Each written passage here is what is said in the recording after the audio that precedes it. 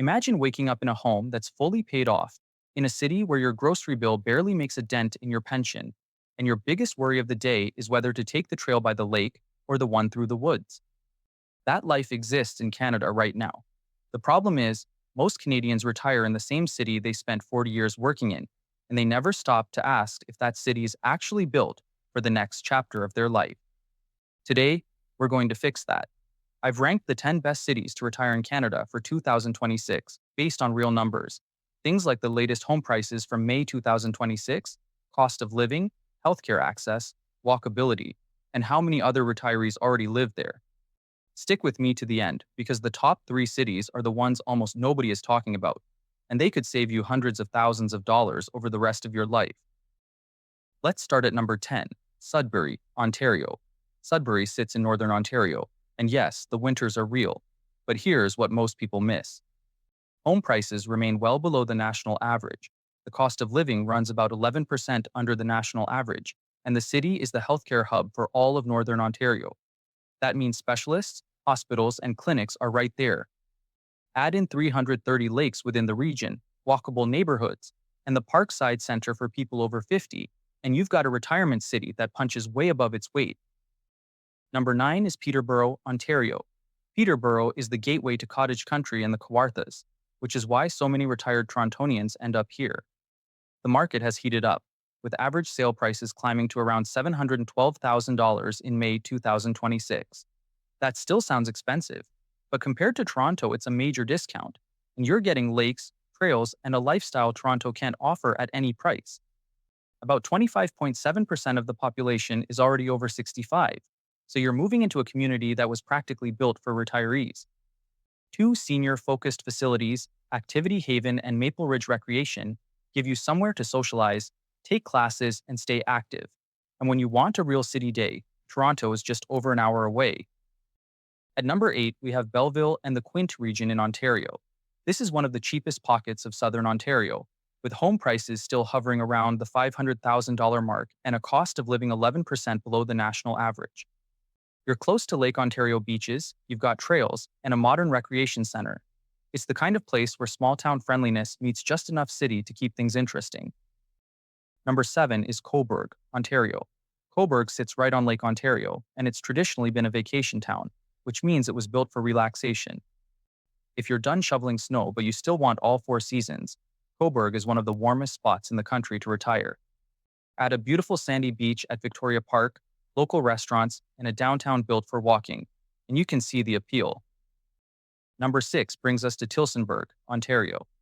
This is the one most people have never heard of, but you should pay attention. Almost 29% of the population is already over 65, which is huge. Tillsonburg has 55-plus communities like Hickory Hills and Baldwin Place, meaning your neighbors are people in the same stage of life. The town's population is projected to grow by nearly 25% by 2035, so you're getting in early on a place that's clearly on the rise.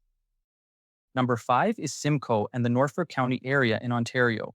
If you've always pictured retirement as something a little more rural, with space to breathe, a garden out back, and a beach 10 minutes away, this is your spot. Homes average in the mid-$500,000 range, the cost of living is 8% below the national average, and you've got Port Dover Beach and Turkey Point Beach right there for summer. The Simcoe Senior Center keeps you connected, and you're still close enough to Hamilton and London for hospital trips and bigger errands. Number 4 is Kingston, Ontario. Kingston has this rare combination, the energy of a university town, because Queen's University is right there, plus the affordability of a small city. Over 21% of residents are already 65 or older. The Ever Scholar program at Queen's offers free university-level courses for seniors, which is the kind of thing you don't find just anywhere. Throw in 24 museums and galleries, a waterfront on Lake Ontario, and you've got a city that respects retirees and gives them something to do every single day. Number 3 is where things get really interesting. Fredericton, New Brunswick. Fredericton is regularly named one of the most livable cities in Canada. Here's the honest picture, though. New Brunswick home prices have jumped more than 10% in the past year alone. As of May 2026, the provincial benchmark sits at about $352,200. Fredericton specifically is still one of the more affordable spots in the country, and selling a modest home in southern Ontario or the lower mainland could mean buying a beautiful home in Fredericton outright, with hundreds of thousands of dollars left over to invest, travel, or just live on. The cost of living is roughly 15% below the national average. The city has festivals, parks, the Fredericton Playhouse, and riverfront trails with a slower pace that actually lets retirees enjoy this chapter. Number 2 is Moncton, New Brunswick. Moncton is the largest city in New Brunswick, which means you get real city perks, hospitals, shopping, an international airport, without the big city price tag. Average home prices in Moncton have climbed to around $374,000 in 2026, and the cost of living is about 17% below the national average. Yes, prices are rising, but Moncton is still one of the cheapest mid-sized cities in the country. The Bay of Fundy is right there, with some of the most dramatic coastline in the world. And because the airport has direct flights to Canadian and international destinations, heading south for January or February is genuinely easy. And the number one best city to retire in Canada for 2026 is St. John, New Brunswick. Even with the province-wide price gains, St. John remains the most affordable city on this entire list, with home prices sitting near the lower end of the New Brunswick market. Over 20% of the population is already over 65, so you're moving into a community that already understands what retirees need. You've got 2 hospitals, multiple clinics, and the Canada Games Aquatic Centre with a pool, a gym, and low-impact fitness classes for older adults. And then there's the natural beauty, the Bay of Fundy, the beaches, the trails, the working harbor. St. John gives you everything a retiree actually needs: healthcare, affordability, community, and beauty, without making you pick just one. Now, I know what some of you are thinking. Moving across the country at this stage of life sounds like a lot. And you're right, it is a big change. But you don't have to commit to anything tomorrow. The smartest move you can make right now is to visit. Spend a week in Fredericton in October. Rent an apartment in St. John for a month in February to see what the real winter feels like. The cities that look great on paper sometimes feel even better in person, and sometimes they don't. And that's exactly why you test them first before you sell your house.